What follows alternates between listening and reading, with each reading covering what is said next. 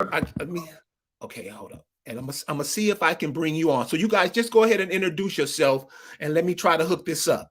I think I can do it. I think I can do it. Right, because he pays for it, so he might be able to. Our names, I'm not sure if you can see our hold names. Hold up. Before you get started, let me click you in. Okay? Okay. Let me present you.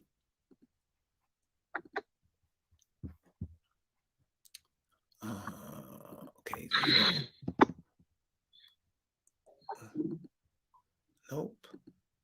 There we go. You in, man? Good to go. Yeah, you on. Perfect. So let me just go ahead and introduce the program to my audience, okay? Excellent. Hey, what's going on, everybody? Sorry I'm a little late. Hey, we got some cool brothers joining us tonight. We're going to have a conversation. They're going to share some documents with you that was written on your land. You're going to read some stuff about how brothers was scrapping with these cats. They were scrapping. These are your people. These are the people that you're connected to. When you take yourself out of that and start placing yourself all over the world like Mo Shines do, you'll be lost forever. So I'm going to let these brothers introduce themselves to you. Take it away, brother. Excellent. First and foremost, man, I want to thank you for allowing us the opportunity to join your platform. Again, like you said, get this knowledge, get these gems, and wake our people up, man. Like I was talking about earlier. We got some work to do, folks. We're in last place right now on our own land, and we got home field advantage, and we're in last place. Shit don't make sense, y'all. Shit ain't adding up, y'all. But without further ado, my name is Chief Pico, and I'll let everybody else introduce themselves. I'm Chief Quietwater, and again, thank you definitely for allowing us on your platform, and hopefully we can build really good this evening.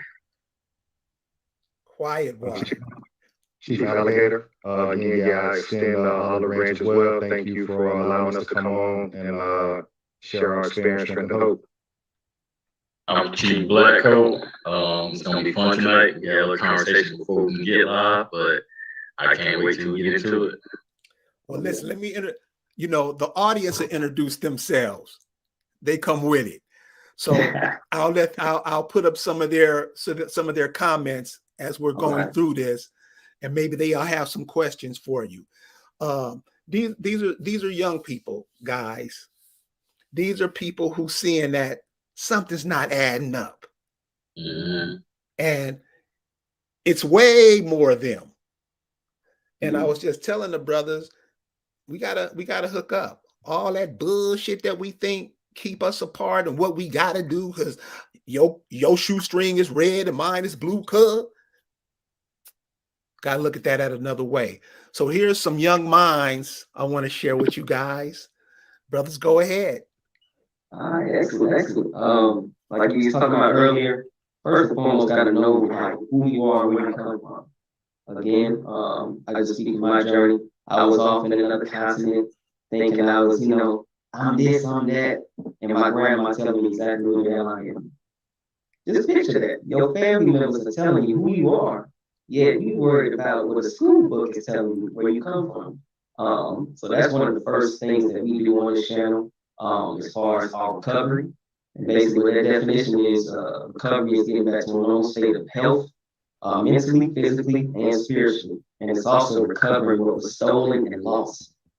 So if we think about that, we have lost our land, or it's been stolen from us rather. Because we feel being military occupied right now, and we also need recovery because we don't know who we are as a group of people. So if you allow me, I'm gonna go ahead and share my screen about some steps that we actually do, read off to our audience when we start our channel.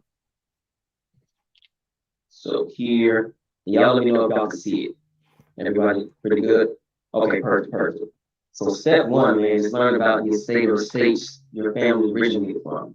My family originates from the state now known as South Carolina area, Aiken, as well as Lawrence, and my pop side in Georgia, state known now known as Georgia, who established that state what tribe and confederacy had jurisdiction over that area prior to the European invasion.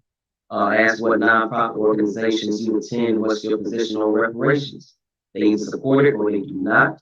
No support equals no money, no nothing. However, if they do support it, they need children as well as adults need weekly classes for steps 1, 2, and 3.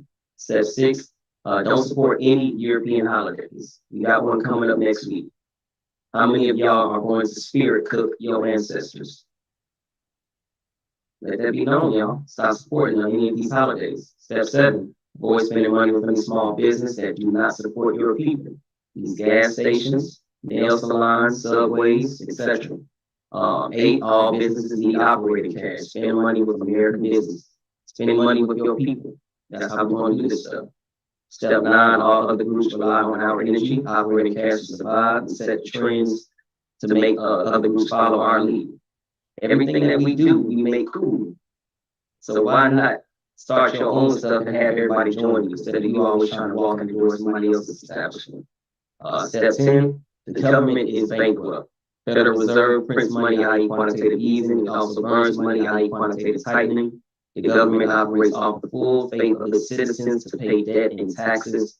American prisoners of war no longer have faith in this government, and we will move our financial support somewhere else in another direction. Again, they're using this fiat. They're not even using the actual resource, the actual gold and silver that comes out of the land. Step 11, teach your children 1 hour a day about the land or history they come from. A, have them learn about an American inventor. Have them know about our heroes. C, they should know the European that conquered the estate we live in, and they should know the nation of people prior to the European invasion militarily and culturally. Of course, practicing these steps will help us recover. All platforms, everybody, every state and American prisoners of war come in should have steps 1, 2, and 3 advertised on their radio, social media, and newspapers. This in 13 weeks, 1 fiscal quarter, will bring us back to a common cause of recovery. So I definitely just wanted to share that. That's something that we read off every week. And not only read it off, but actually live by it as well. After joining, this channel, being put up on game, I shout out Chief Alligator. He's like, do you have any money? I'm like, yeah, check my bank account. I got some money in there. Nah. Do you have any money? Gold, silver, tangible assets. Like we was talking about earlier. This dollar, the world around us is moving in a totally different way. They're getting actual resources from that. Gold, silver. So why aren't you? Why are you still playing with this fiat? It's all faith-backed. It's not backed by anything. So why are we putting ourselves in a position to 1, be in last place on our own land and fighting over this fiat that is worthless? I just leave it right there. Right there. Can you let them know what tribe you come from? I know you said your peoples come from Carolina, what we know now is Carolina and Georgia. But what's your American tribe and what confederacy does your bloodline come from? For sure. Can't forget that. When I was doing my research in the particular areas my folks from, which is again Aiken as well as Lawrence, that would be the Westo Americans as well as the Eno Shakori. Forgive me if I'm saying it wrong. Americans, and that would be in that South Carolina area. They usually, I think they were combined with the Cherokee. But the actual Confederacy would be the Creek on Muskogee. Chief Blackcoat, Chief Quietwater, y'all want to show y'all lineage? Oh, my family on my paternal side comes from the Alabama. That would be the Creek Confederacy, and my mother's side would be from the Tennessee area, which is Choctaw. How y'all doing? Chief Blackcoat. We all on here doing our research. I'm out here in Georgia, or what is known today as current day Georgia. And my people from Florida and Georgia, we Cherokee Seminole over here. You see how And both my bloodlines as well come from the estate, what we know as Georgia. I'm Cherokee American. My mom is Cherokee. And it took me to get to chapter 4 of life for her to disclose that to me while shedding tears that she is Cherokee. So I ran around majority of my life thinking I was Afro-American, Black, Negro, but truth be told, I am Cherokee American. Let me ask you a question, brother. But What was the point when you said you was an African American? What was the point when you finally? You have to unmute yourself. I'm not muted. Am I? I'm not muted. Top right corner, maybe on your screen. Oh. 1 second. Around the bottom left. Okay, can you hear me now, brother? Yeah. You were saying, and I like to ask everybody this question: what was the point when you was an African American, and then it just slapped you in the face? What was that like? For me? Yeah. Okay. 2019, the 400-year anniversary. Once that got brought to my attention, that 2019 was the 400-year milestone. It was a spiritual journey where common sense just started coming in. On my mama's side of the family, they've always been organized and had family reunions. And we've always had hundreds of acres of land that go all the way back to the 1800s. And it just took me just going back through my family, asking, how did we get all this land? We couldn't be slaves. Right. And it finally came out. Yeah, my mom was crying when she told me, to be honest with you, because the European beat that out of my parents. My parents was born in the 40s and 50s. So they beat that out of them doing what we know now as Jim Crow. But on this channel, we dug a little deeper and found out that we're really being militarily occupied by the European, which is why he can kill us and never really have to pay any kind of lawful price for it, whether it's hanging us in the town square or killing us on video. It's actually worse now than it was in Jim Crow, if you think about it. Because hanging somebody in town square would be about maybe 1,000 people. When they kill us on video now, that's millions of people. So we're worse now. Wow. Wow. So the 1,000 acres that your family has, are there any plans for it? It's hundreds. It's not thousands. It's about 300. It's about 300. It's in the state. Got streets named after my bloodline's name, the whole nine. I was just a nigga, to be honest with you. I mean, you grow up in, you got to think about it. My generation, growing up in the 80s and 90s, our parents just sent us off to school and let the school system teach us. And it's crazy because during the family reunions early in the morning, they would have those historical readings about the family, but you're young, so you're playing with your little cousins. You're not in that meeting. And so years go by, and I thought I was something that I wasn't. And I would challenge anybody who listens to this video, start with your family. Forget about your religious belief. Forget about what your school is telling you. Nobody can tell you who you are but your own people.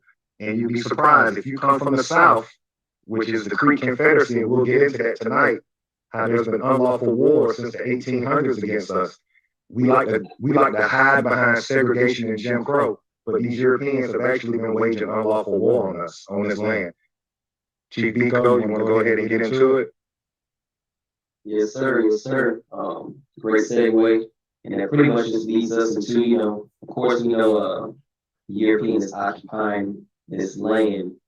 But we came across a document that shows how they even started, the actual military branch to occupy us. And that was with the 1755 Militia Act.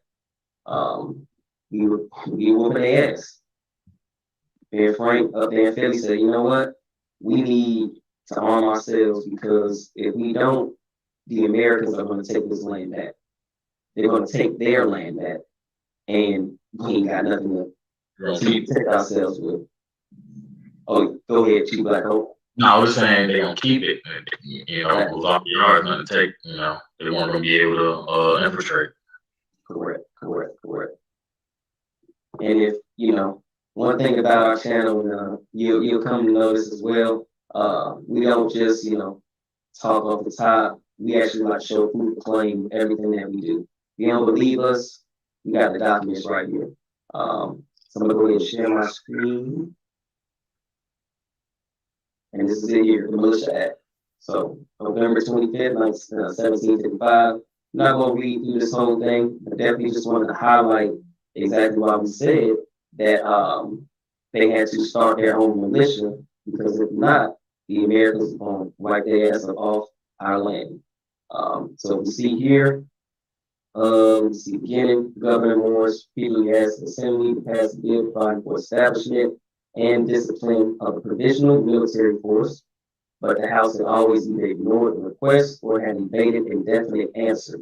In the message on November 3rd, he had pointed out that while he was using or issuing commissions to such as were willing to take them, he had been unable, because of the lack of militia law, to form the people into such regular bodies at the present exigency requires within the next few days that the Assembly receive several petitions, both from the federal and from exposed frontiers, asking specifically for the Militia Act for forts and garrisons, as fears of Americans, because they're not going to switch roles with us. We got to make sure when we're reading their documents that we're not having an identity crisis of our own, because we're the Americans. They may call us again, reclassify us as all kinds of stuff, Negroes, colored, African Americans.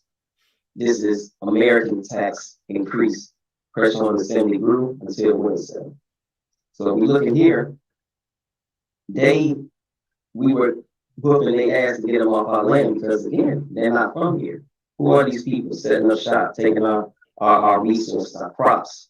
So we knew back then, again, self-preservation, natural law, y'all are foreigners. You are invading our territory, our area, just like any animal. Somebody's approaching that's dangerous. We're gonna make sure we handle that danger accordingly. We're gonna offer. So that's exactly what's going on here. And we just have to get back to that mindset as a group of people. We continue to take L's, but we aren't going on the offensive. How many times do we see our people, again, like Chief Alligator stated, being shot on camera? What happens? Ben Crump comes on the news. There's a trial, nothing happens. Paid leave for the cop, nothing happens. So we have to get back to pretty much nature, and actually protecting ourselves, because we are one with this land. So I definitely want to highlight that. Anybody kind of want to build off of that? Yeah, this is the ugly topic in the room that we don't want to talk about as a group of people. And what we see is when Europe exiled its peasants and sent them to the Americas, they practiced the first law of nature, which is self-preservation, and they organized themselves into militias to be able to protect themselves from the American. And we see that first sentence, if you can highlight it, Chief Biko, in the second paragraph, where it says, as fears of Indian attacks increase. So they had enough common sense to know that we were killing them as they breached our land. So the question that we have to answer to ourselves as melanated people from America, when are we going to start organizing to protect ourselves from attacks from these people? That's my thought on that, Chief Blackcoat. No, you kind of took it out of my mouth. I wanted to highlight that sentence as well. So if we can kind of reverse this today, because today is kind of we're thinking in the opposite. We're thinking they're superior. This whole whatever that is. But clearly you can see there was nothing superior about them, as fears of Indian attacks increased, fear of. So they came over here scared and nervous and pissing their pants and stuff of that nature. So we just got to kind of get back to who we were. Chibico, he pointed on that, get back to who you are, know who you are. And then all of this idea of white supremacy and things of that nature, it kind of goes out the window. And I definitely agree. I just think that we as a people, we have to know this information first so that we can wake up. Like, you know, us coming together every week and putting the information out there, Buck, you spreading information. I just think that we just have to, we need to start reading more, and we need to start understanding what really took place, and that we weren't all just what Chief Blackcoat just said. We were the superior. We were fighting them. We were beating their ass. So if we had that in our head, beating in our kids, heads when they're little all the way up through adulthood, we wouldn't have this mentality. So it has to start somewhere, I think. And it needs to start now, it needs to start ASAP for us to be able to move forward collectively. How do you think we make that not happen? Because, you know, all I see is everybody want to be entertained. Everybody want to drink. Everybody want to smoke. Everybody, that's all they, I mean, that seems like that's all they know how to do. I mean, seriously. And you brothers and sister, you too, how hard is it to have a decent conversation? Right. I think that we need to hold the people that are supposed to be making these decisions, X out the entertainers, the athletes and those type of people, and the people like the Congressional Black Caucus, you know, those people who are the ones that are sitting in those rooms and not just going along to get along, to just, you know, at the end of the day, we get absolutely nothing out of the deal. So really making those people do what they're supposed to actually do and the benefits for us. How do you imagine we go about that? Definitely not trying to vote to put them in. It has to be something tangible. I think that, you know, us just voting to be voting and just getting someone and replacing someone just for the sake of, oh, the last person didn't do what they were supposed to do. We have to hold them accountable. How? I don't know. We're gonna have to come up with some kind of plan. You know what you know what I think will win? Your own political party. You'll win every time. Well, we have a just to piggyback on what Chief Quietwater said, boycott. Unfortunately, that's something that hasn't happened since Alabama in the 1960s. But the reality is, and we'll get into it as we get through this presentation tonight, the United States government has no money. It's bankrupt. And what we're going to get into tonight is when they quote unquote made us citizens in the 1960s, which they really didn't, because the Civil Rights Act doesn't apply to our bloodline. But nevertheless, they separated the dollar and gold relationship in 1970 with the Gold Standard Act. So my generation, Generation X, that's born in the 70s, and everybody after the 70s, we're born into a government that has no money. So stop supporting it. Like at this point, they're not as smart, like Chief Blackcoat said, when they use terms like white supremacy. How they supreme when they got a bankrupt government? So it's almost like we want to go to a fair and get their coupons, but their coupons have no value at this point. So it's a mental thing with us. Stop supporting it. It's going to be hard for us to do that because we're the poorest group on this land. And being poor is a behavior. That means that you spend more than you bring in. So we're the number one consumers. That also means that you don't have enough patience to sit down. You don't know how to delay gratification. You know, we gotta have it now, right? And I think, all we have to do is just use some common sense. You don't have any money. Why are you out supporting a Nike, an Adidas, an NFL, an NBA? They spitting in your face. They telling you they don't give a damn about you. So it's a self-esteem thing, and I think once you realize that you're not a slave, even if you trace your family back to a plantation, that doesn't make them a slave. That just means they were under military occupation on a military work camp. And we'll get into that tonight with the special field orders, how you weren't slaves, you're military occupied. Well, let's get into it. Sir, yes, sir. And just back to what Bob was saying. Keep it moving, baby. You got to keep that thing rolling now. I got you. While Chief Ego pull it up, like Buck was saying, Chief Alligator, he went more into detail about stop supporting the government. But once we do stop supporting it, we have to go back to the Confederacy. We do have to go back to our own parties, to our own way of life, and how we move through the jungle. So can you explain what the Confederacy is? That was just an alliance, you know, with our tribe. Not stopping your bill, Chief Blackcoat, but can you pull the map up while he's talking so we can show their listeners why we say we come from confederacies? Correct. Yeah, that was just Creek Confederacy and Muskogee Confederacy. That's who we are. Before we got on to the channel, you was talking about touching the trees and getting in the water and being who we are.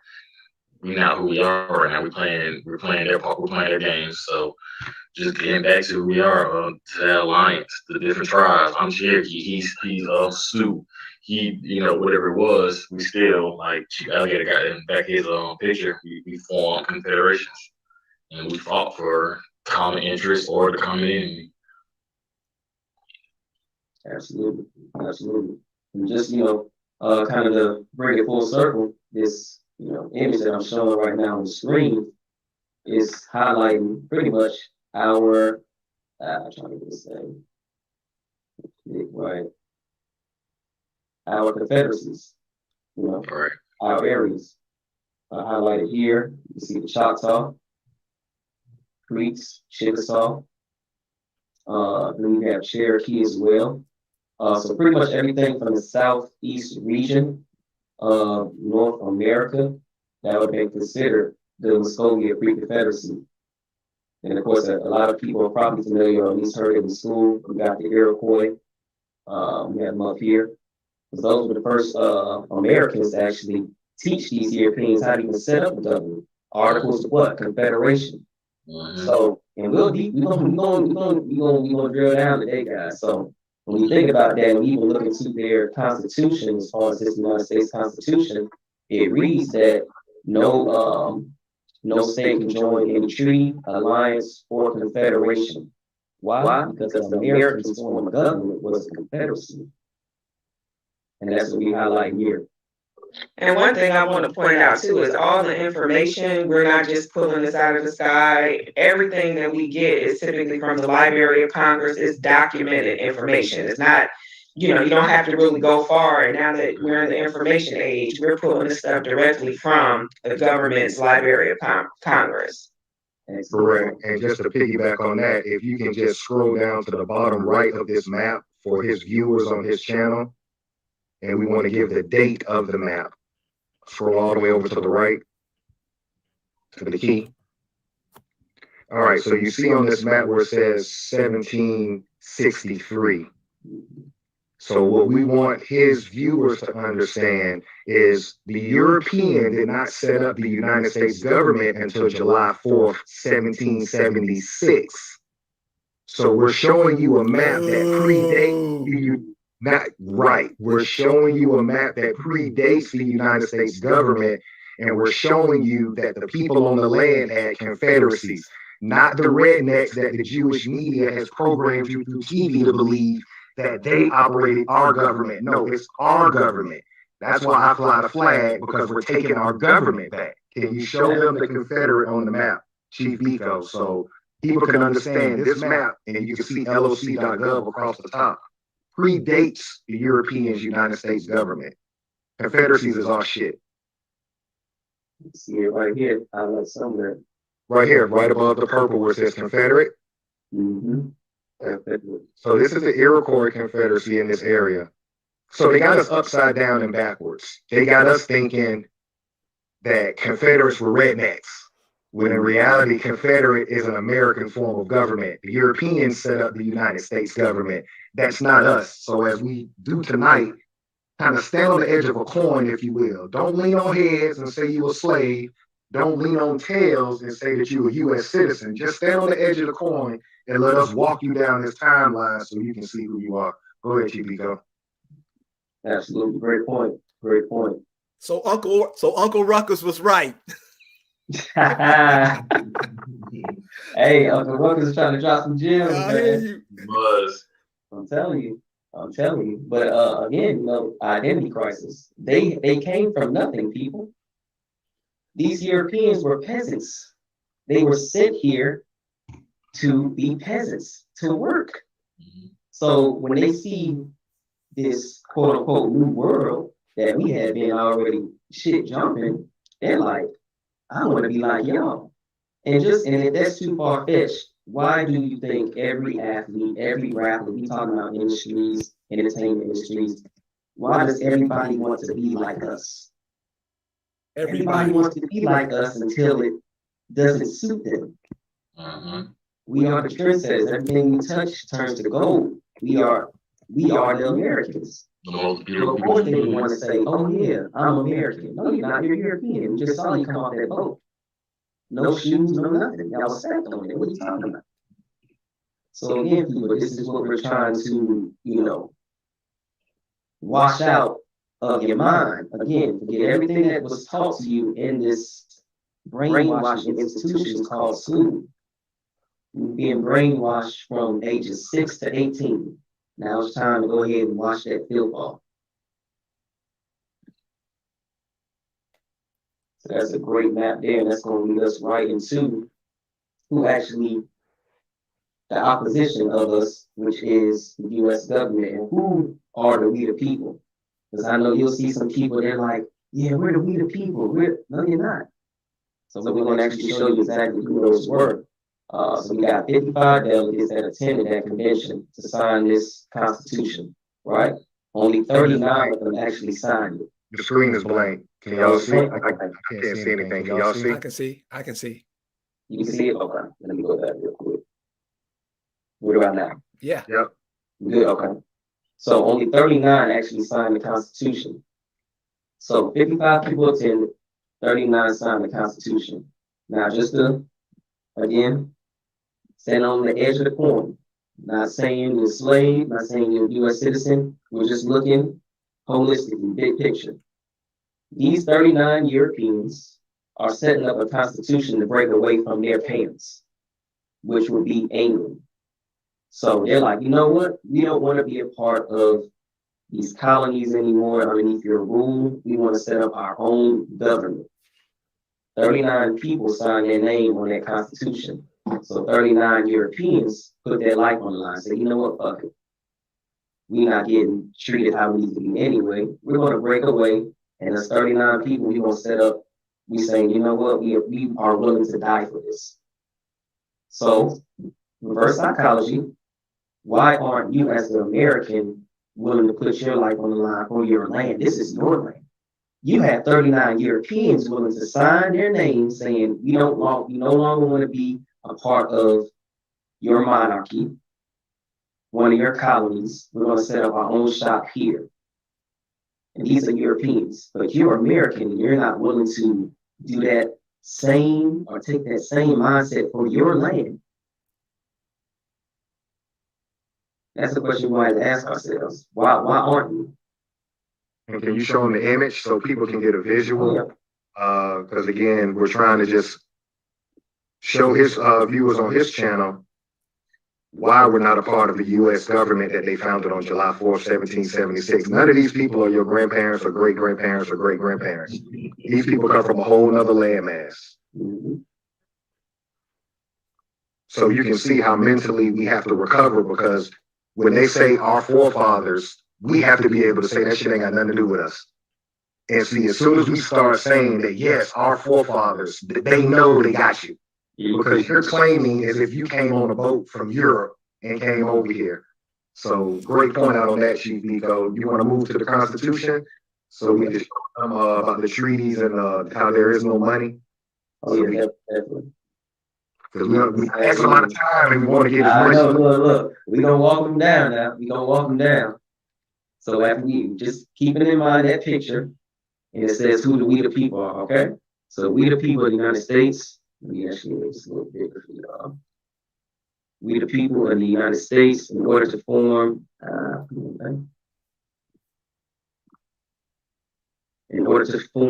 more, where we at with it? Article 1, Section 10. Article 1, Section 10. Oh, yeah. Let me go there real quick.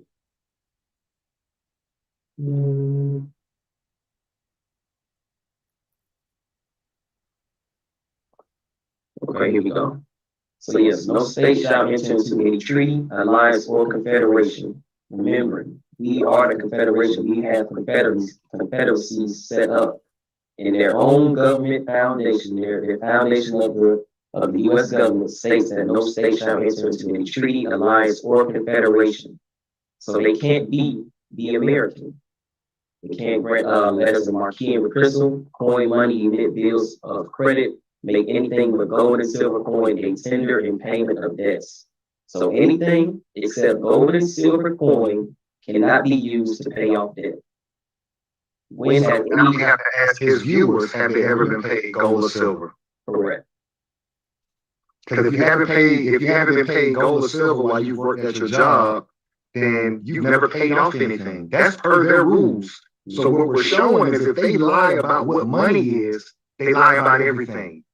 It's just that simple, people. All we got to do is call them on the fact that this your Constitution, this your forefathers, right? This is the people you're willing to ride for. Well, why aren't we getting paid gold and silver? Oops. That means everything else is a lie. If the money ain't right, nothing right. Mm. I just said, if the money ain't right, then nothing is right. And there's one more key piece we have to show within this this document, and that would be that the treaty is the supreme law of the land. That would be Article 6. So we go here, and we see exactly what this says. Got this out of the way.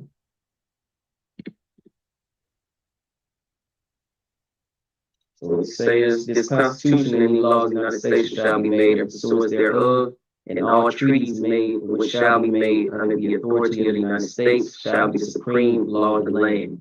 And the judges in every state shall be bound thereby, anything in the Constitution or laws of any state to the contrary notwithstanding.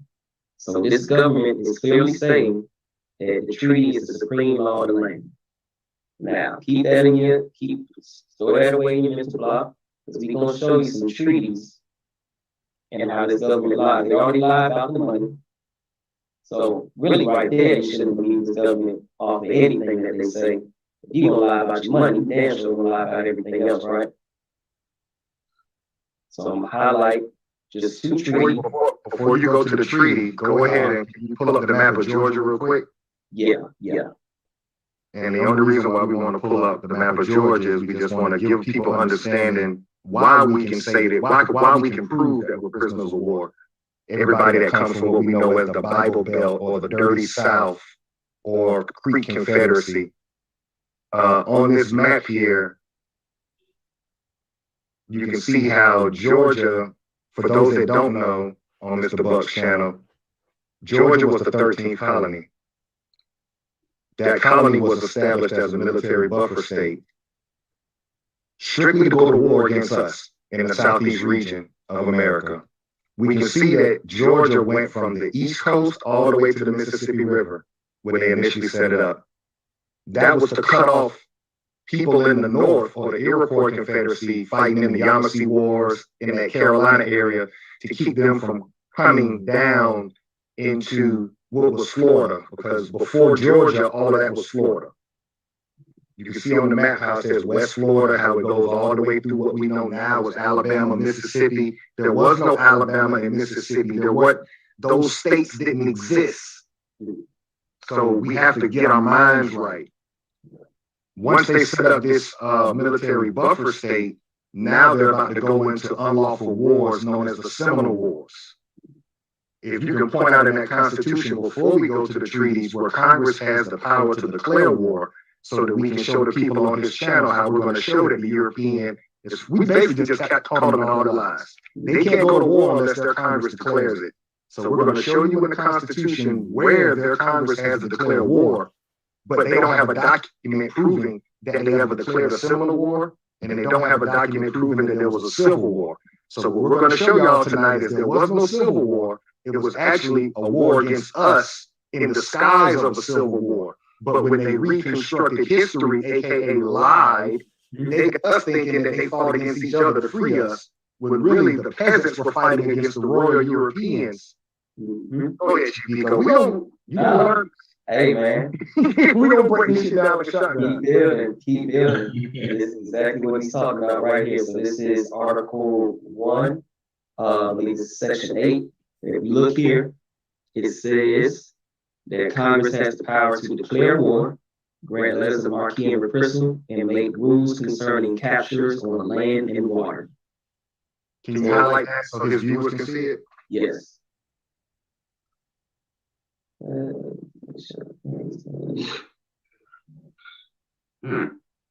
So again, to declare war, grant letters of marque and reprisal, and make rules concerning captures on land and water. Didn't they capture our land and water? But again, like Chief Alec stated, there was no, you will not find a declaration of war on the Seminole, but we heard about the Seminole War in school, or the brainwashing camps, I should say. We see one as well as Civil War. It wasn't a war, it was a rebellion. Their president says that, which will show. So if the treaty, which we'll get into now, is saying it's the supreme law of the land, but there was no declarations of war ever made, then how can they do this lawfully underneath their government? They can't. It's all bullshit. It's all BS. Null and void. Exactly. Null and void. So we go here, Treaty of Moultrie Creek, 1823. And this is basically a treaty to stop battles. I believe this is in Florida. I'll actually bring this up a little bit bigger for you all. So we just skip down here to the bottom portion. We'll see exactly what's being done. So done at the camp of Moultrie Creek in the territory of Florida, this 18th day of September, 1823, and of the independence of the United States. So we see here, and of the independence of the United States. That means basically independent of the United States. So regardless of what they say, we captured this land. So again, Congress never declared, which is part of what the U.S. government declared war on the American, yet they're capturing land unlawfully. So one, we didn't call them in a lie about their money. We didn't call them in a lie about their treaty. What else are they lying about, people? Why do we still have faith in this government? Why do we still have faith in the system when we obviously are showing they have no good intent for you? It's never meant or built for you in the first place. You're part of confederacies. We're throwing a lot at your viewers. Mr. Buck, is there anything that you want to ask, or is anybody in the chat got questions? Because I know we're throwing a lot at you. Oh no, man, they with it, man. If they got some questions and stuff, I'll put them up. Okay. I'll dig out the questions and put them up on the screen. 10-4. Perfect. Keep rolling. And look, that's not the only treaty, because again, we're not going to bore you to death, but again, you know, one is a coincidence, two is a trend, y'all. They're doing the same play. They're running the same play on Madden, and we still getting beat. Come on, guys, let's start picking up on this. Same thing here. And this here is the Treaty of Payne's Landing, 1832. So as we see here, same verbiage at the end, done at Camp Payne's Landing on the Ocklawaha River in the territory of Florida on the 9th day of May, 1832, and of the independence of the United States. So yeah, U.S. government didn't sign off on this, but we still gonna take y'all shit. Why? Because we got guns and we can. So regardless of what they say, this land that we just fought y'all for is gonna be ours. But again, the government never signed off on it. What war was being waged? And you won't find that document. You won't find that declaration of war on the Seminoles. But again, we all know in school there was a Seminole War, right? So again, just wanted to highlight that as well. And add one more thing in on there for the listeners. At the same time that these unlawful wars are going on, there's also that Indian Removal Act taking place. So what's happening is those that aren't going on the Trail of Tears into what we know now as Oklahoma, those are the people that remained in the dirty South. We are the descendants of those that had to go through Jim Crow, reclassification. The reason why they reclassified us is because we was in unlawful Seminole Wars. So everybody in Oklahoma stole our birthright. I'm Cherokee, real deal. And so what they're not telling us during the Indian Removal Act is what happened to all the people that didn't go to Oklahoma. We still down here fighting with these Europeans to this day. That's how we lost our birthright, and they started reclassifying us through the birth certificates. So every generation, we go from Negro to colored to black to Afro-American, while we got a bunch of Mongoloid-looking people in Oklahoma claiming to be Cherokee, Choctaw, Chickasaw, Seminole, when that's really us. Absolutely. They stole our birthright. And you can even go to their site and you'll see that a lot of their establishment will say after 1830. When was this Cherokee government established? Oh, 1865, 1870 something. It's like, I don't know, y'all. But y'all come from east of the Mississippi. It predates what you're saying your government was established. And they had it right in plain sight, like Chief Quietwater stated earlier. All of this stuff is public knowledge, easily accessible. Library of Congress, government documents. Chief Whitewater, anything you want to throw in on what we're talking about before we move to the Emancipation Proclamation and debunk that there was no Civil War? No, I think we're rolling pretty good. He's pretty much explaining everything. Chief Blackcoat? I'm loving it. Chief, you could be your thing, man. Hey, man, you gotta make sure we pull through this thing. So we're going, again, like you stated, just jump into the Emancipation real quick. Because, you know, again, we've always been told that, you know, we were the slaves, Abe Lincoln freed us, and that European, that crack ain't free nobody, man.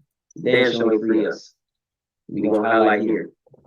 Let me see here. Can you do a search real quick for his viewers on the word black, Negro, and colored? Because what you're told in brainwashing facilities is that this document pertains to us. But mind how none of the identifiers that they call us by is in this document.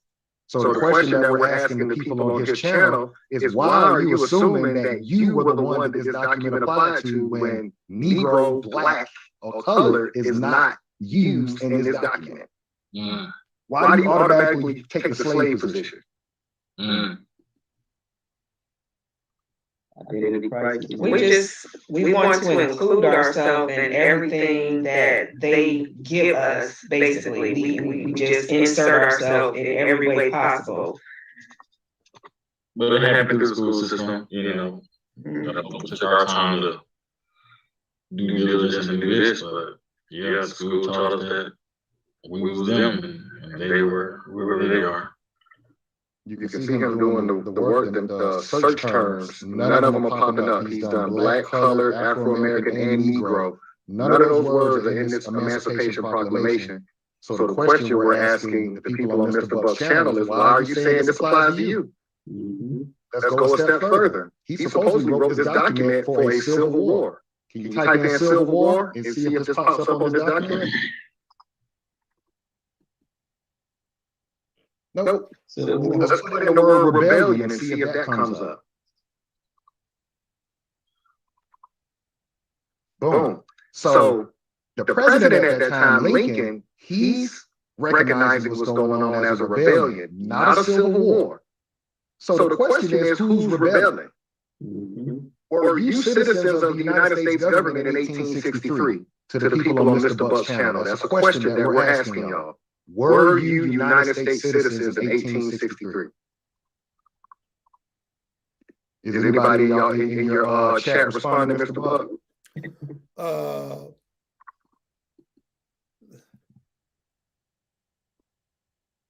No. Okay. I'll give him the answer. The answer is no. You didn't become a citizen until 1965. So who the hell is this document pertaining to in 1863? It's pertaining to the peasant from Europe that was rebelling against its own government. And we're going to show you how. Can you go to the amnesty document?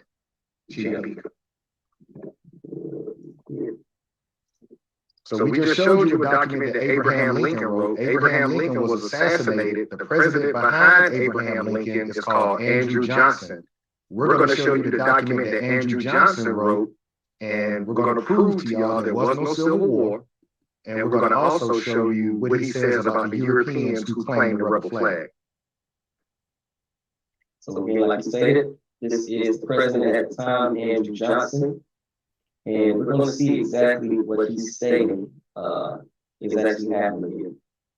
Again, we do a quick find, quick little search, rebellion. The objective is to suppress the existing rebellion, to induce all persons to return to their loyalty and restore the authority of the United States, issue proclamation offering and pardon to certain persons who had directly or by implication participated in said rebellion. So again, multiple rebellions. I'm just going to skip down here to this first portion. So this here is who he's trying to give pardon to, the president at the time, Andrew Johnson. So it says first, all who are or shall have been pretended civil or diplomatic officers or otherwise domestic or foreign agents of the pretended Confederate government. Their own president at the time is saying that it was a fake Confederacy. Does that not line up with that Constitution? They can never be a part of the Confederacy because they're not the Americans. So their own president at the time is saying that it was a pretended, one, Confederacy, and that two, it was a rebellion, not a civil war. Because again, who has the power to declare war? Congress. President is part of Congress. He said, this ain't no war, this is a rebellion. Just a bunch of Europeans fighting against other Europeans. Ain't got nothing to do with us. We the Americans. Again, we're on the edge of the coin, looking at both sides. Point where you got the document from as well, so they'll know that we're not doing Wikipedia searches. This was coming straight from the Library of Congress. Library of Congress right up there. Library of Congress. So again, he's saying it multiple times. We being real bold with it. Pretended Confederate government. Rank colonel. Registration. Question on that, Mr. Buck, from your audience, because I know that's going to be a hard pill to swallow, that we're showing there was no Civil War, and we're also showing that their own president is calling the Confederates, the wannabe rednecks in the South, fake or pretended. No, the chat doesn't have any questions. You know, they're with it. I mean, Okay. you know, they know that this is bullshit, man. And you guys are just putting icing on the. I mean, hit it. Facts. Yeah. Excellent. So our next little thing would have been the Freedmen's Bureau. Because, you know, that's another thing too, Mr. Buck. We like you said, we want to be everything but the American, but from this land. We want to be Creole of color. We want to be African American, which nobody knows what that is. We want to be Negro, everything. Hell, what is it now? People of color, POC, minority, anything you want to attach ourselves. Hell, we just want to jump on something. We just want to be part of something. So I'm gonna show you a document that, you know, a lot of people always say this document pertains to us. You know, our 40 acres and a mule, the freedmen. So we gonna highlight again. I'm gonna do a quick search. I'm not gonna read this whole thing, but again, just terms that we were being called at that time. So I'm gonna go ahead and type in colored, not found. Okay, we do black, not found. Okay, yeah, let's try African American. Yeah, ain't even got nothing with African in it. So why do we think that this pertains to us, people? Who was getting 40 acres and a mule? We're gonna show you who's getting 40 acres and a mule. Right, we ain't gotta jump along into it. Being enacted by the Senate and House of Representatives of the United States of America and Congress assembled, that there is hereby established an War Department to continue during the present War of Rebellion, again, there goes that rebellion term, and for 1 year afterward, the Bureau of Refugees, Freedmen, and Abandoned Lands, to which shall be committed as herein provided. Supervision and the management of all abandoned lands and the control of all subjects relating to refugees and freedmen from rebel states. Chief Alligator just highlighted, we wasn't a part of this government. So who are these refugees and freedmen from these rebel states? Who would they be? European peasants, right? Because they're a part of that government. So why do we tell them what we were a part of, so the viewer can be clear? We come from tribes and confederacies. They come from states. Absolutely. I'll say it one more time. They come from states. We come from tribes and confederacies. We can't be refugees and freedmen from rebel states. That's the shit they set up in July 4th, 1776. That had nothing to do with the Confederacy. Absolutely. Absolutely. So we just highlighted who the Freedmen's Bureau applies to. So it ain't apply to Mammy, Cotton, you, nobody in your family. They still got indicating who it applies to. Again, it's refugees from those freedmen states. And that was for that Silver Rebellion. Do we have Special Order 15 or no? We can. I can pull it up real quick. And the only reason we're going to bring up Special Order 15 is that's where you hear Martin Luther King, Malcolm X, Minister Farrakhan, when they talk about 40 acres and a mule. What we're going to show you is anytime that language comes out of a document called Special Order. So they got Special Order 15, 1, 2, 3, 4, 5. But let's just think jurisprudence for a minute. A military general can't give you rights. This was a military letter that said 40 acres and a mule. So you see how confused we are about how their system works? We're jumping up and down and you owe us 40 acres and a mule. A general can't tell you that. Congress makes their law. So you can see when we were talking earlier before we went live, how we're being infiltrated by people who look like us. And that's a powerful thing that we got to deal with. Anybody who gets up and spreads misinformation among our people and get us off and running thinking, yeah, 40 acres and a mule, do your homework, read the document. You're like, damn, how the hell a general gonna give you land? Right. Great point. Let's put it up here. But no, exactly like you said. We already are seeing how their government structure works. We know it's bullshit. But if they actually wanted to abide by it, ain't no general, ain't no lieutenant going to give you land. It's not how it works. It's not how it works. This is a little slow. I'm going to come back to that. Can you pull the Chief Firewater? Special Order 15. Hold on, let me. We just want to show the viewers. We just want to provide proof of claim to the audience. We're not going to sit up here and talk about something that we can't prove, so that we can pretty much just, the system's already broken. All we got to do is just educate ourselves and call them on their shit. There is no money. We supposed to be getting paid gold and silver. So you wonder why you never pay off your house. You wonder why you always got to pay tax on it, because you're not paying gold and silver. So the Jewish people and those in the know, they take their fiat and convert it into gold and silver. Meanwhile, the everyday people on the land, they just work for coupons. And you wonder why you don't own anything. Well, you're not paying with gold and silver. Hold on 1 second. I got to pull it up. Can y'all see it on the screen? Yeah. Okay, perfect. So again, this is from the general. Special Field Order 15. And it's actually in Carolina, on the coast of the islands of Charleston South. The abandoned rice fields along the river, 30 miles back from the sea, and the country bordering the St. Johns River, Florida, are reserved and set apart for the settlement of the Negroes, now made free by the acts of war and the proclamation of the President of the United States. That's a contradiction right there in itself. Yeah. First contradiction right here. Emancipation Proclamation, did you see the word Negro? Mm-hmm. Y'all stay with us now. Keep buying stuff from John. Yeah, Keep calling us Negroes. Lincoln didn't say Negroes. Y'all see the game? Mm-hmm. The same game that they play with the state and federal law. We'll be specific when we talk about Jim Crow laws, whoop your ass. And when it comes to the federal law, we're going to call y'all civil. We're going to bring everybody in. We're not going to say the Negroes have the right to do this. We're going to say civil has the right. So again, great point out there.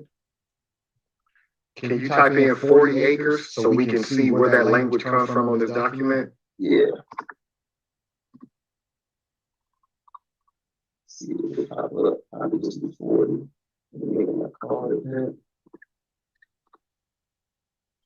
I'm sure if it'll do it since it's not. You may have to spell it out. 40. Yeah.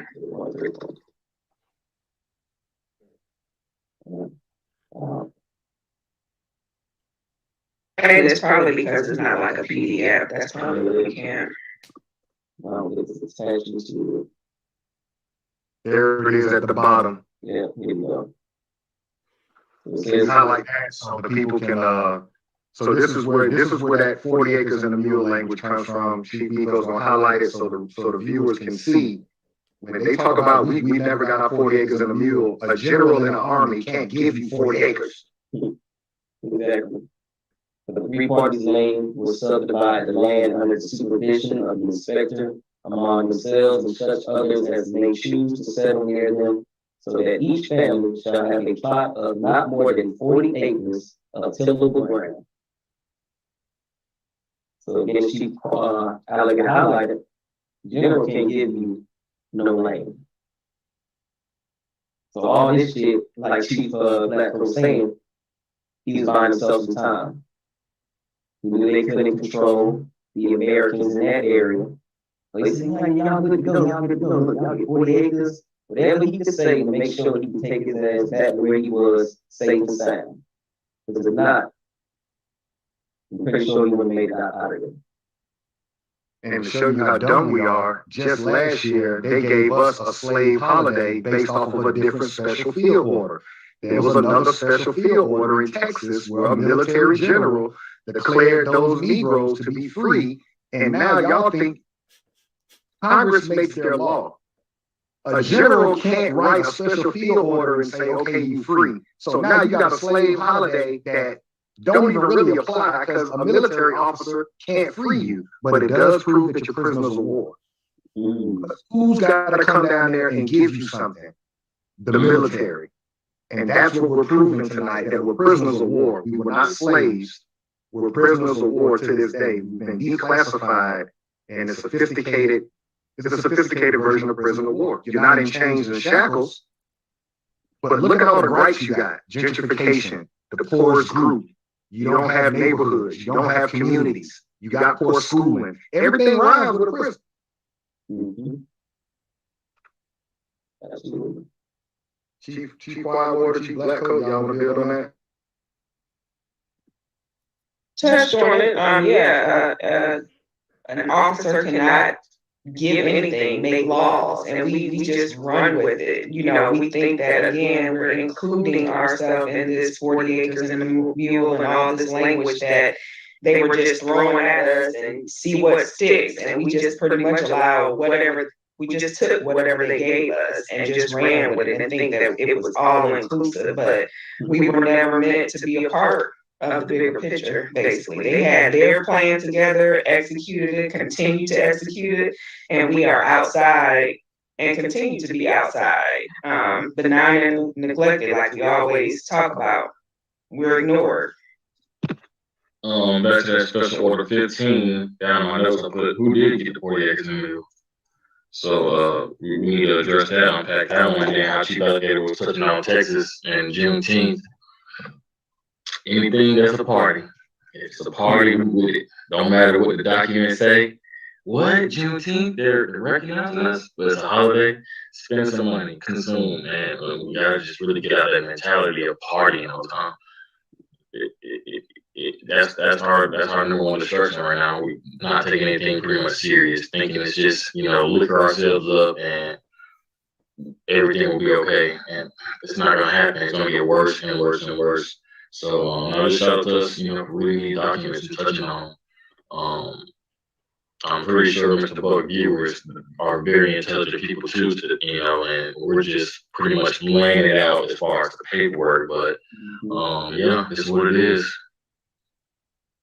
No, you guys putting out the information, man. This is stuff that we can see what's going on, but a lot of times we may not be able to put our fingers on it.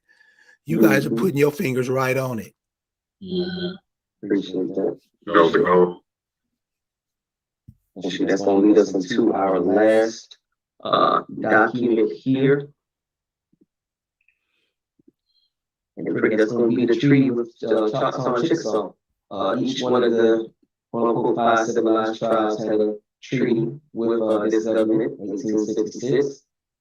So we're going, just do another quick search to see where we pop up in this document.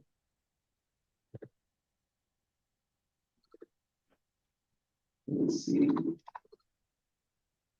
So no blacks, but there is something regarding Negroes. So we go down here to Article 4. It says the said nations further agree that all Negroes not otherwise disqualified or disabled shall be competent witnesses in all civil and criminal suits and proceedings in the Choctaw and Chickasaw courts. So basically, the Negro has jurisdiction to go between or go wherever he wants to, pretty much. Because why? They are the Americans. So you can have power in this new government's sections. So criminal and civil. You can have, your seats there. Any law to the contrary notwithstanding, and they fully recognize the right of the freedmen to a fair remuneration or reasonable and equitable contracts for their labor, which the law should aid them to enforce. And they agree on the part of their respective nations that all laws shall be equal to their operation upon Choctaw, Chickasaws, and Negroes. And so let's stop right there real quick so we don't confuse the reader. There's two different people. Negro and freeman are not the same. Correct. That first sentence says the said nations further agree that all Negroes, not otherwise disqualified or disabled, shall be competent witnesses in all civil and criminal suits and proceedings in the Choctaw and Chickasaw courts. Any law to the contrary notwithstanding. Here's another group of people about to say, and they fully recognize the right of the freedmen to a fair remuneration on reasonable and equitable contracts. Who's the freedman? It's the European. He's the freedman because he rebelled against his government. So you got to remember, Europeans should not be in Oklahoma claiming to be a part of 5 civilized tribes. They were adopted in. They stole our birthright. The Cherokee, Chickasaw, Choctaw, and Seminole come from the southeast region or the east side of the Mississippi. So how you gonna say that same 5 tribes are from Oklahoma? Well, what happened to the people east of the Mississippi? Oh, those that didn't go into Oklahoma, you can't denationalize because we were part of tribes and confederacies. Your paper assassinated us and you took our name Cherokee and put Negro or colored or black. Yeah. So now you got people from a whole other landmass, don't even look like us, running around claiming to be us. All we got to do is look them dead in the eyes and say, you're full of shit. They come back to their own documents because they can't tell their lies straight. Started with the money. It ain't no damn money. That's a great point. That's a great point. And it says here that upon that all laws shall be equal in their operation upon Choctaws, Chickasaws, and Negroes, and that no distinction affecting the latter shall any time be made. So they're saying that they're on equal playing field with Choctaws and Chickasaws. The Negro is. So they're telling you who the American is in this document. Can you type in Civil War so they can also see that this is the treaty that is supposed to end the fake Civil War amongst the Americans, but even in their own document, they call it a rebellion. There's no lawful document that says Civil War. So now you can understand the brainwashing that the school system has done to us. They got us thinking that something happened that didn't. Okay, we have a question from Lisa Cypress. She says, how does this apply to those who have no treaty? As far as that don't have a treaty? Yes. Okay. What we're showing tonight, based on the 2 treaties that we've read, the Treaty of Moultrie Creek and the Treaty of Payne's Landing, they were doing unlawful wars against all the Americans in the southeast region of America. So all of this shit is unlawful. The only way to write this is they got to get off the land. Correct. Because their Congress never declared war. And what we know as the Seminole Wars, and their Congress also never declared a civil war. So all this is rogue military killing people, which is how we go through Jim Crow, which is really military occupation. And don't ever really worry about the treaties, because even when the treaties were signed, what was still going on? Treaties are supposed to, accept peace. So during these treaties, they're still warring. Again, the treaty don't matter. And then back to the whole government, no money, none of it matters. So never get stuck up on the treaty at all. The treaty is just kind of a facade, in my opinion. Like, okay, whatever, but they're still warring. It makes no sense. There was no real treaty. Can you go back? The Seminole Wars never ended. I'm sorry, Chief. What I mean, No, I was just saying they never ended. Correct. Can you pull up that treaty that we went over earlier so we can answer that person's question and show them with a treaty how all of this shit was unlawful? Because the government didn't sign them in the southeast region of America. Their military signed it. Forgot about that part. And it also said independent of the United States, right? Correct. Part. So if you can highlight that section, Chief Biko, so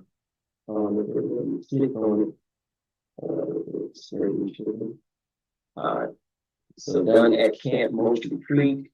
it's not going to let you click on it. I'll read that sentence to the person that asked that question. This is the Treaty of Moultrie Creek, which was done in Florida. And this is what, 1823, I believe? Correct. Okay, it says, done at Camp Moultrie Creek in the territory of Florida, this 18th day of September, 1823. Here's the key. And of the independence of the United States. So now when you scroll down and look who signed this treaty, nobody from their Congress signed it. These are military people. So what we have to understand is they were waging unlawful war on us. Their government never declared war, and their government never did the treaty. Duval is what Jacksonville, Duval is the county that the city of Jacksonville is named after. Jacksonville is named after Andrew Jackson, which was the president who went into all these unlawful wars. And then Duval, William P. Duval, is the county of Jacksonville. So these rogue military people were stealing land and then naming counties and then reaping the benefit of taxable income off the people that was in their jurisdiction. And that's how they got us under their jurisdiction today. You're paying taxes to a fraudulent government. That's a good point.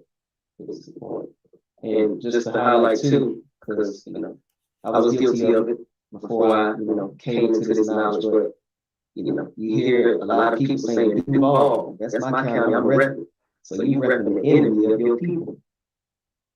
Who your people fought against, Andrew Jackson, Jacksonville. Everybody knows. Americans did not fuck with him.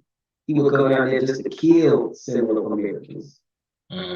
Our people, not knowing this information, I'm from Jacksonville, man. I'm Duval. And the same thing, you find the same thing in every state. Did we answer your viewer's question, Mr. Buck? Was that answered, Mrs. Cypress? Hey, I'm gonna put a link. I'm gonna put a link to the chat in the chat.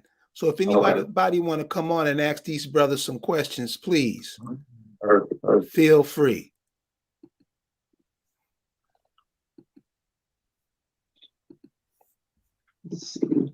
Yeah, brother, you guys can continue, man. All right. But again, like we stated earlier, none of these documents you're going to continue to see them say rebellion, late rebellion. So we can't continue to think that it was a war. Again, we already just highlighted Congress has the power to declare war. They never declared this Civil War, just like they never declared the Seminole War. So like you stated, all this shit is unlawful. So what we're doing now is just highlighting these contradictions. Your foundational government document is saying all of this, but your actions in these documents aren't aligning up. So all of this is fake. All of this is known and void, as Chief Blackpower stated. And they're smart at what they did with the Jews, which is a sect of the European, with their control of media. They keep us so distracted that you're not supposed to be able to sit down and do what we're doing. And so we want to thank Mr. Buck for allowing us to come onto his platform, because this is what we have to do. We're in last place as a group of people. We need to sit down and really figure out who we are, what tribe we come from. Let's understand what happened in the area where our families come from, and let's start getting these people shit. We have a caller joining us. You guys ready to take a phone call? Yes, sir. Cool. This is J.W. Christopher. Welcome, brother. How you doing tonight? Yes, sir. This is J.W. Christopher. Welcome, brother. Can you cut your volume down? We should mute ourselves too. Oh, he jumped off. But anyway, I'm posting the link back in the chat again. You guys come on and ask these brothers some questions, because they seem to have a lot of stuff that may be confusing some of you guys, especially when you're going back and you're doing your genealogy and trying to find your families and stuff. You may be looking in the wrong place at the wrong thing. They may be under something else, somebody else. So these brothers, you can see, as you can tell, they've done their homework. These are the type of cats you want to ask questions. Compare your notes against. These are the ones you talk to. I'm noticing some of the questions in your chat, Mr. Buck. Can you see it? Can you see the questions? Yeah, I can see some questions being asked, and the easiest way for me to explain the questions about records, you have to understand Trail of Tears was an exodus on this land. If you did not go into Oklahoma, you descend from the people that lost their birthright, which is everybody on this channel. Because we were in unlawful wars with the European, the Seminole Wars.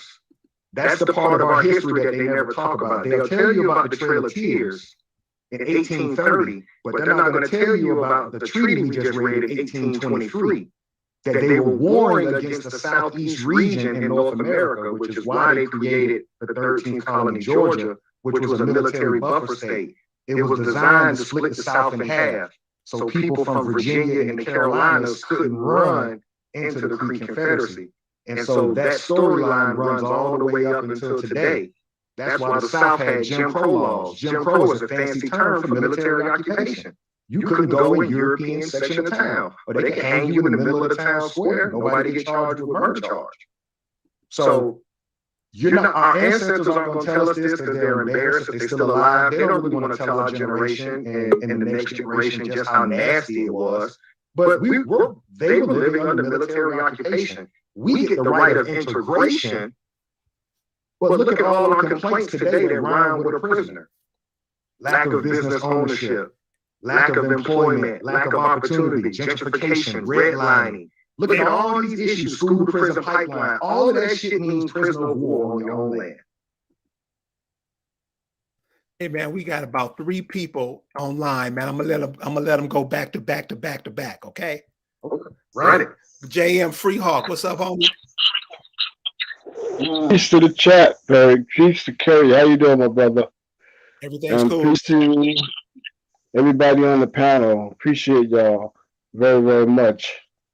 My question is, being that we had no agreement with the government, but were also, because of the military that we were warred against us, is that why today, because the police are paramilitary, they can get away with killing us without immunity? With immunity, excuse me. Okay, I think I understand your question, and I'll start it off and y'all can build on it. We never went into agreement with the European. You can't find a document that says Negro, Black, or colored went into some type of agreement with the government. In the 1960s, during the Civil Rights era, we assumed that's when we integrated. But my question to you would be, who is civil? Okay, I understand that part, but what I'm saying is, because the police are paramilitary, the fact that they can get away with immunity for actually killing us with no consequence, is that why that take place? Correct, because we're prisoners of war on our own land. They have layers of defense. They have the militia is the ground floor, then it would be their police, then their sheriff, then their DEA, FBI, CIA. It don't matter the alphabet. These are just people that can kill us or enslave us in their prison system and basically get away with it scot-free. Yep, that's exactly why they can murder us on video and nobody go to jail for murder most of the time. Unless you burn down a police station like in Minnesota with George Floyd. If that doesn't show everybody from 2020 that you prisoners of war, they had to knee on the man's neck for 9 minutes. And if you didn't protest for 1 week straight in Minnesota and burn the police station down, them people would have never charged him for that. That ought to tell you something ain't right with your status under this government. Cool, man. Well answered. Thank you, brother. All right, brother. We got another phone caller, Wildflower. How you doing, love? Wildflower? Hello? Ma'am. Okay, can you hear me? Yes, ma'am. You have the mic. Okay, thank you for the show. Appreciate the information. I'm just wondering, with all this information, what can one do at this point? Is it something that we can do at this point, given all this information? What would be the first step to help? Are we prisoners for life, or is it something that, what can we do? I'll jump off the porch first. The one thing that we never wanted to do, ma'am, we have to organize to be able to protect ourselves, and violence cannot be taken off the table. Number two, we have to boycott all of their businesses because there is no money. That's the one thing we never want to talk about as a group of people is self-preservation is the first law of nature. Why is it that we don't want to organize and arm ourselves so that if you kill one of our kids, we don't have to worry about their system finding you guilty. You'll just come up missing anonymously. Mm-hmm. I think also stop looking for entertainers to save us. Stop looking for entertainers to be our voice collectively. I think that's one of the main things because it keeps us distracted. So, which also falls back on us being organized and sticking to a plan and executing that plan. Okay, so how does finding our genealogy, does that help us as far as being prisoners? Yeah. Finding our genealogy? Can you hear me? Yes, ma'am. Finding our genealogy, how does that help us as far as being prisoners? I think understanding where you come from and knowing this information, knowing that we were not inferior, and having a sense of pride in what we really went through and what we really, where we came from and what we actually had going on. So I think that's a part of it for sure, is knowing the information. Right, claiming our rights. Go ahead. Where your feet lie. I was just saying genealogy is just letting you know where your feet lie, where you're from, we're from this soil. So that just roots you back to who you are, number one. And yeah, that exposes your status in this government. That prisoner of war, when you're Cherokee, Choctaw, Choctaw, Seminole. Yeah. Well, now we have people, we don't even know who's human anymore. Now you have hybrid people, all kind of beings on this planet. Now you don't know who's who, and they can look just like us. But thank you. I don't want to hold you up. Appreciate the show. Okay, thank you, love. We got James Brown Jr. next. What's going on, brother? How you doing? I'm all right. I'm just I've been popping in and out, just enjoying the show. Some very intelligent people. You know, all of y'all are my people, and I just respect um just the information that y'all are providing for these folks that haven't gone in depth like how we have. But when it comes to the genealogy, I think the woman Wildflower, there's nothing like understanding who you are. And then once you understand who you are, then everything makes sense as to why everything is directed towards your people. And so from that point on, you'll wake up and break the curse that genealogy has, that it'll just show you, and then you start moving in a different way. You start saving money. You start thinking about, you know, did your ancestors sell their land or was it stolen? Because it's a whole bunch of people that's in the hood and the projects don't even know that they might have 50 acres. They might have 1,000. I don't know. But this is the key to breaking the cycle of self-destruction and poverty. We have the key. It's just about, you know, people waking up and finding out like who they are. No, that's an excellent point too, James. One thing we like to say is, show me a group of people that don't know their history, and I'll show you a group of people with fucked up politics. So like you said, if you don't know where you come from, then how can you know where you're going? You don't even know who you are as an individual, let alone as a group. So like you stated, you know, it's super important to have that foundation, be rooted in this place known as America. Like actually understand that, no, I have ancestors that have died on this land. We come from this land. So like Chief Quiet was stating, that gives you a sense of pride. Okay, I'm from this land and I'm being treated like this on my land. That shit ain't adding up. And once you know, like I said, who you are and why that is, because it gets sets, you know, sets a different mindset. Okay, now we need to start moving different. Now I'm American. White person say, European say I'm American. Nah, that's disrespectful. That should be like the N-word to us. When another group says that they're American. Nah, I'm American. Why should I? Right. Right. And then like it's brother, ask yourself this one simple question. If your family doesn't have immigration papers, but every European that's on this land, they can point to somebody in their family that came through Ellis Island in New York. Why are you letting another group of people claim to be American, but you got big mamas buried in the land here? It don't even make sense. correct. And it'll show for all the people that's like lost and they don't know if they African or not. Them census records will show you who's from here and who's not. It'll show if you are African or not. That's the trick. And they taught us to be scared to read.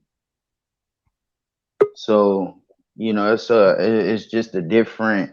I started moving so different because of 2020. This 2020 broke me. And it just, I never went back. And because I needed to, I had answers that needed, I had questions that needed to be answered. And my ancestors told me to look inside the family. And once I saw everything, I said, oh, no, I'm finna go get this land. And that's what I'm in the process of doing right now. My stuff is in underwriting. Once you wake up to the truth, all of this stuff, like, it'll make you mad because these people actually show what they did since the very beginning. And people don't understand them funny papers and them, you know, what they put on them postcards or what the Indians, like, all of that, it don't have nothing to do with no Native Americans. Y'all gotta wake up. Great point. Cool, Mr. Brown. Thank you, brother, for your phone call. Please don't be no stranger. All right, man. Y'all go ahead and close it out. Get busy with it. Give us the last spoonful. I'm gonna hand the rock off to you, that chief alligator. We've provided all the documents. Yeah. Okay. I'll just close with what the gentleman that just got off the phone. He made a mention about postcard. So let's think about what we know as Jim Crow era, which went from 1865 to 1965. They love using terms to hide unlawful wars. How could they hang us and put that image on postcards and sell it all across the land if you wasn't in unlawful wars? How could they hang you in town square and nobody go to jail for murder unless you was under unlawful wars? See, they tell you that you were freed as a slave, but then what the hell do you call the next 100 years? They story don't add up. No, you was in unlawful wars called the Seminole Wars since the 1800s. And those wars didn't stop until 1965 when they gave you the right to vote and said that we're going to be civil with you. But they were never specific about righting the wrong that they did to us. The Jim Crow laws say Negro, African descent, and colored people couldn't go in restaurants, stadiums, hospitals. They didn't say in the Civil Rights Act that we're undoing that. They just said we're going to give a Civil Rights Act. They didn't call it a Negro Rights Act. And so you see how they brought all these fabricated groups of people under that umbrella. And here we are 60 years later, and you wonder why immigrants have taken over our neighborhoods. Because who the fuck is civil? We got Lisa Cypress from the ACOMAC calling. Hey, how you doing? Fine. Hey, I'd like to say that first of all, it's a really good program, and I want to congratulate the group on their research.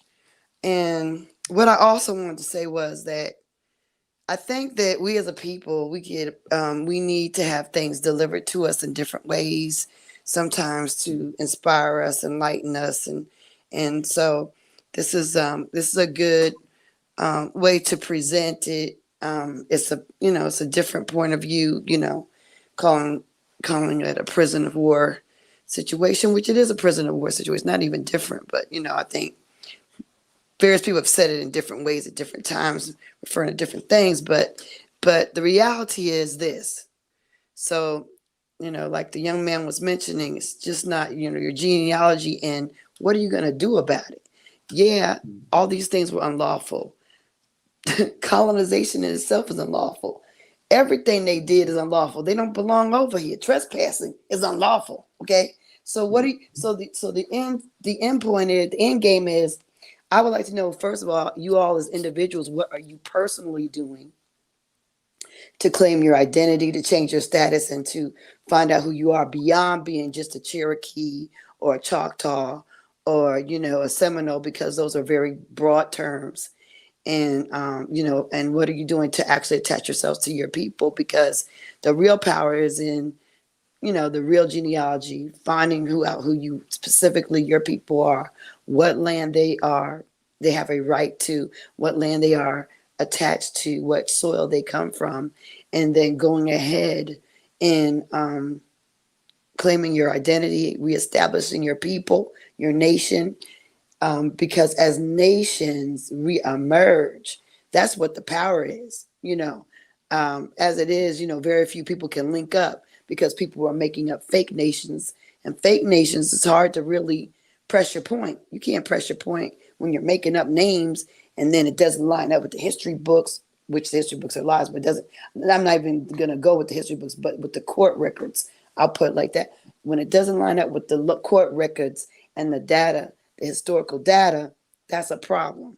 So I wanted to ask the panel, go through each one and just figure out what are you doing and how are you doing it, because that's the most important thing. It's really good to have, let's look at it, let's dissect it in a different way. Let's present it as prisoner of wars, blah, blah, blah. I don't know about the Civil War thing. I don't know if I agree with that thing not being real, because obviously some military action happened that stole the land from the indigenous people of the South, who were the major landowners and the wealthy people. So, a military action had to occur. It didn't happen like they're telling it to us, but it definitely happened. Things were burnt down, land was robbed, and that's why you got a whole lot of angry rednecks out there to this day who don't want to let go because they know they just got it. But anyway, just what I want to know. I'm going to go ahead and step on out and listen. And I appreciate you guys for being out here, bringing this information out, because like I said, it triggers a lot of thinking and motivates people. Sometimes it's the right word at the right time, and that's what does it. So thank you for that. And I'm out.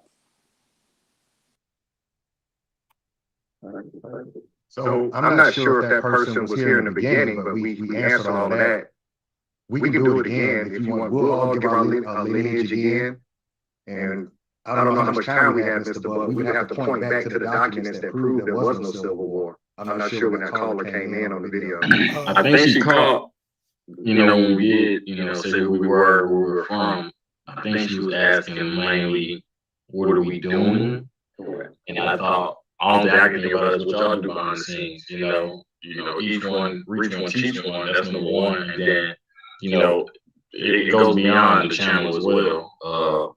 But she's quiet where she be going. She better get can speak probably more on that. I'll say one thing that I'm doing personally. First and foremost, knowing who you are, what you are, Cherokee, whatever your tribe is, that's a being.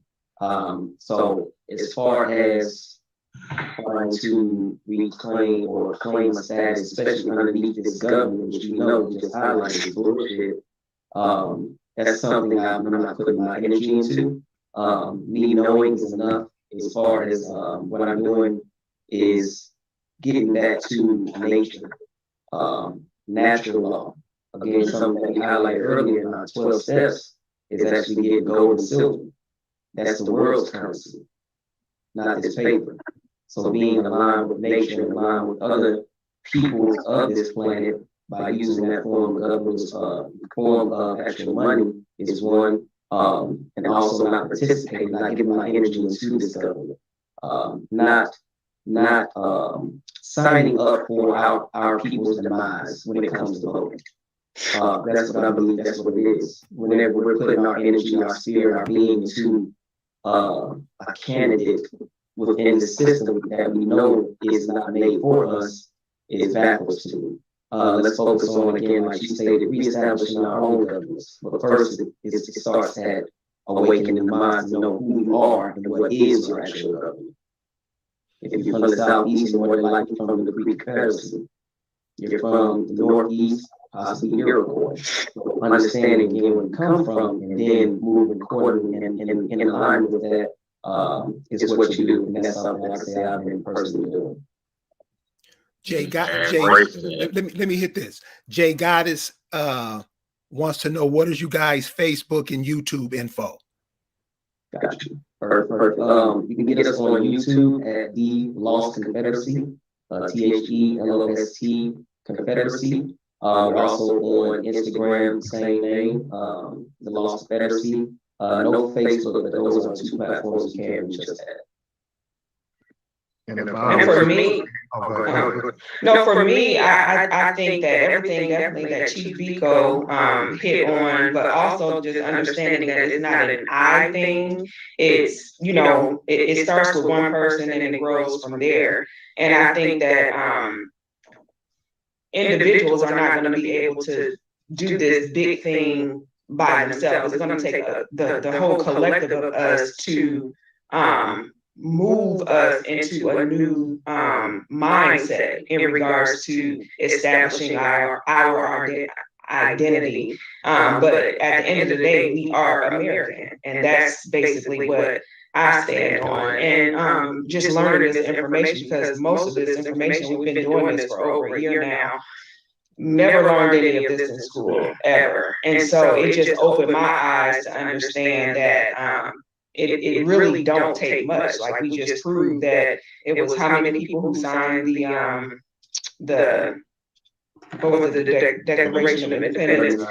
Yeah, it's just going to take a collective of us to move us forward. And I don't think that it's an individual journey. Can you let them know what, you said American, but what tribe from America? You talking to me? Yeah. Oh, Choctaw and Cherokee. So for me, my mother who's still living, I came out of a Choctaw woman. I came out of a Cherokee woman's womb. So for me, going over half my life, thinking I'm black, thinking I'm Afro-American, I like to call it Negro culture, caught up in Negro culture. But my family was organized and had family reunions every 2 years. So it took for me to get in chapter 4 of life and for me to start asking more serious questions to my family about who we are. And that's when my mom disclosed to me that she's Cherokee. Then the next question comes, well, if we're Cherokee, how we got all this land? We can't be slaves, because slaves don't own nothing. So to better explain that question that she asked, we have to remember, and I'm not going to say sell out, I'll just say maybe fear, but there was a lot of Americans that went into contract with the European and the United States government. And so now you become a subsidiary of that government. But there's also a huge group of people which are in the South that never went into contract with them. We're the ones that got reclassified: Negro, colored, black, Afro-American, now people of color. So it's not about going to them, trying to get anything from them. It's about us making this bankrupt government dissolve. It has no money at this point. There is no money as of 1970. We really got to understand that there is no money. So what we have to do is a we thing, is stop supporting their bankrupt government that has no money. All we have to do is just point the mirror back at them and say, you love your forefathers, right? George Washington, Abraham Lincoln, those are your forefathers, right? You believe in this Constitution, right? Okay, Article 1, Section 10 says the only thing that can pay for debt is gold and silver. Why ain't never been paid gold and silver in my whole life? So you put their document back in their face and show them how they full of shit. The only way it's going to dissolve is we have to stop supporting it. As long as we're supporting it, it's like we're asking for our own ass whoopings. Could you repeat that one more time?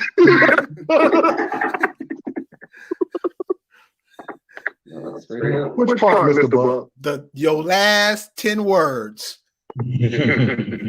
About the money? About us asking for this ass whooping. Correct. Because this government is bankrupt and has had no money since 1970, every time we participate in it, we're basically telling them it's okay to whoop my ass. They can't do it without your consent. So when you vote for somebody that doesn't have an agenda for you, they can look at the world and say, see, we're not doing nothing wrong to them because they're participating in it. They want this. So I find it interesting that we would have never gotten a Civil Rights Act if it wasn't for the state of Alabama and not riding the bus system for an entire year. What happens if all of us sit down? See, we think we don't have any power until we stop playing their game. We're in a fair with coupons, like going to Six Flags. They give you a little season pass. You got coupons, and you can go shoot the basketball all day long. But those coupons are only good in that park. That's what this fiat currency is. It's not worth nothing unless you believe it's worth something. We just gotta wake up and realize, according to your Constitution, you said gold and silver was money. What the fuck is this?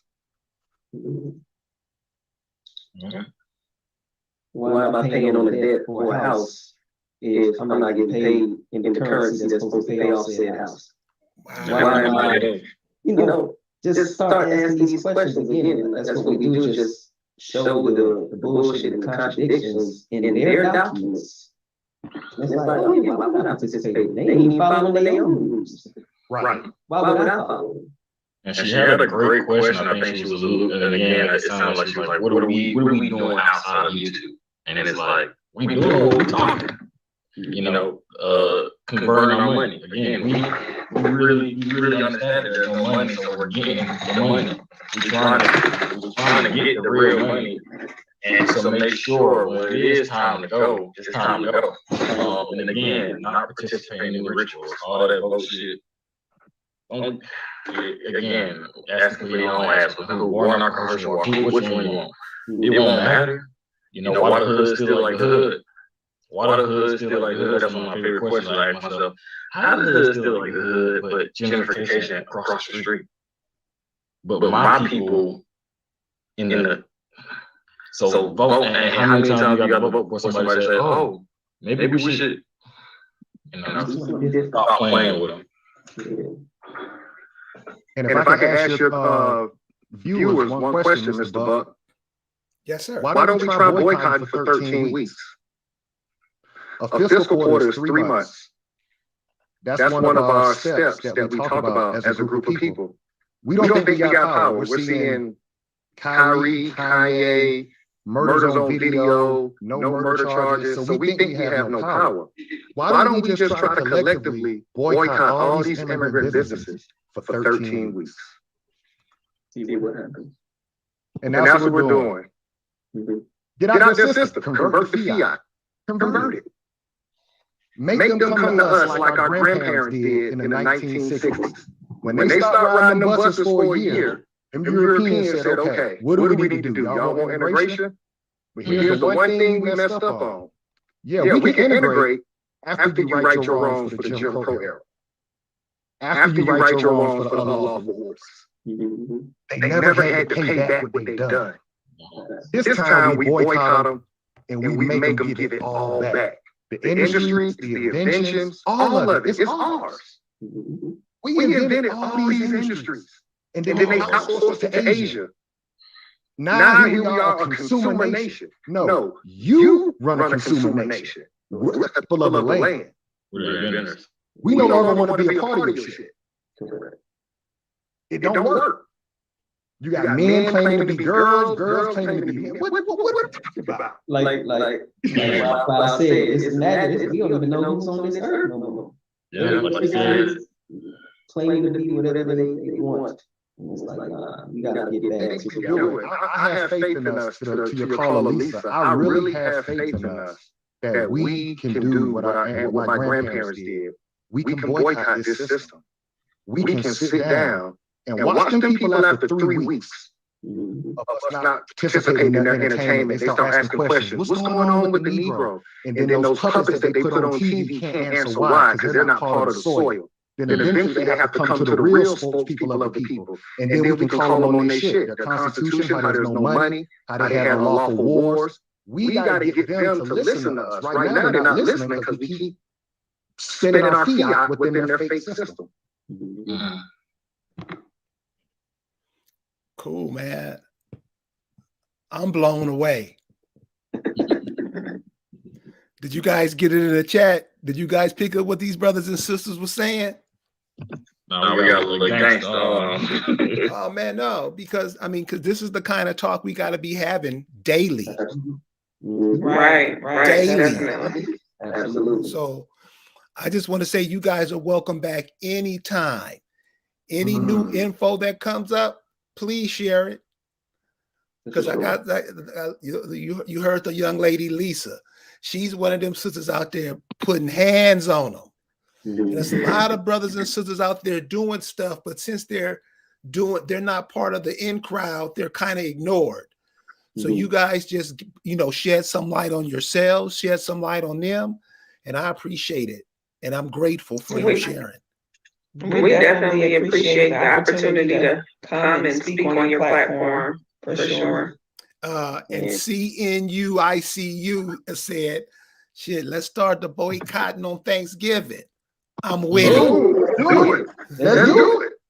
Let's get it. That's how I start. Yeah. That's how I start.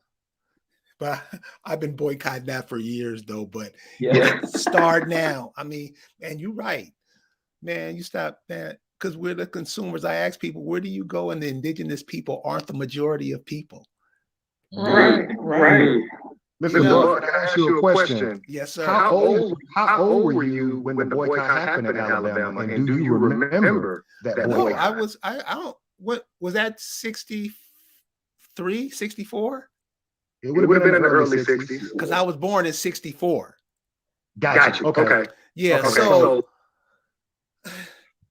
You're like us then. We've never seen a win in our whole lives. We've never seen our people win.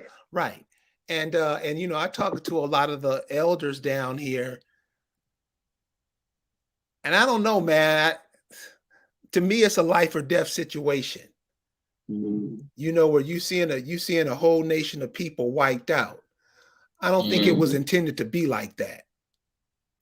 You know, and we just go with it. So, you know, boy, I mean, we got to have our own, man, and it'll happen fast if we all participate. Right. It won't be this 30, 40-year thing. It'll happen like that. Like that, man. Yeah. Like And it'll start, and we need to start in the entertainment industry because that's where we can get the most attention. Yeah. Yeah. So it's going to have to be some different kind of comedy, some different kind of films, you know, different kind of, you know what, it'll be a good idea. Remember how they used to have them old radio programs like Amos and Andy and all that? I mean, I think you can use this platform and others like it to do stuff like that.